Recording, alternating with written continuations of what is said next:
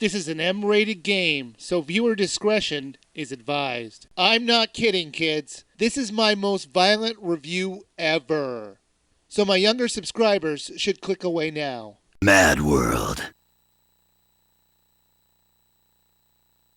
I don't know what's up with Sega lately. They've been coming out with some of the most offensive titles for the Wii. It started with House of the Dead with its record-breaking F-bombs. Now they come out with a game which the goal is to kill your enemy in the most brutal way possible. But MadWorld is an interesting game. The entire game has the feel of a black and white graphic novel. Now the black and white art style might be fine to read in a comic book form, but it doesn't quite work in a video game. It was often hard to keep track of where you were, even with the map, since everything looked the same.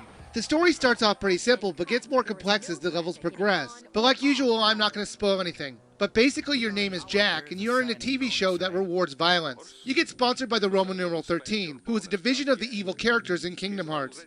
Okay, I made that up, but since they use the same logo, why can't they be related? The bad guys in this game have about as much intelligence in this game as the Heartless in Kingdom Hearts. I'm just saying it's something to think about. The game is a brawler. They give you a bunch of cannon fodder enemies to kill. With each kill, you get points on the amount of creativity in your kills. They give you a set time limit, and if you don't get enough points by then, you'll have to redo the whole level over again. Everybody probably knows my feelings on time limits in games. They're ridiculous, especially in this game. When the goal of the game is to often do multiple death moves on an enemy, they shouldn't hinder you with the time limit. Losing the time limit in the game certainly would have made the game more fun for me. Your character has a retractable chainsaw on his arm, but that's not going to be your most used weapon. It's more there for the occasional kill, as it won't fetch you too many points. There are many improvised weapons you can use on the enemies around you to score more points. As the match goes on and you reach certain point goals, special items or events are unlocked. The special events were time-based, so you don't spend the entire time doing them. They were interesting mini-games. They always involved killing enemies in very creative ways.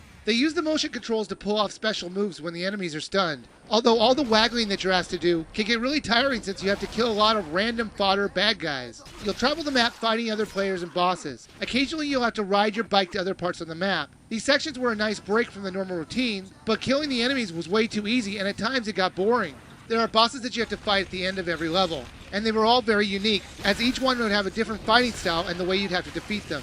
But the major problem with this game is the camera. You would constantly have to deal with getting a good angle. It was a big problem for me in the later levels when the enemies got smarter and faster. You can lock onto an enemy, but when you have 5 of them around you, it can get really hectic to deal with. You can play the minigames that you unlocked in the single-player game with other players, so there is a bit of a party game in this title. If you could call a party game to see who's going to kill the most guys. The music in this game was just awful. You would want to shut it off immediately. They also had a running commentary, and while it was funny, they reused the same commentary too much, so I tended to turn it off as well. MadWorld is a very short game. I beat the game in about 6 hours. If there was ever a game that should be classified as a rental, this is it. There just isn't enough in the game to worthy a buy. At least not at its current $50 price tag, so I think you should just rent it.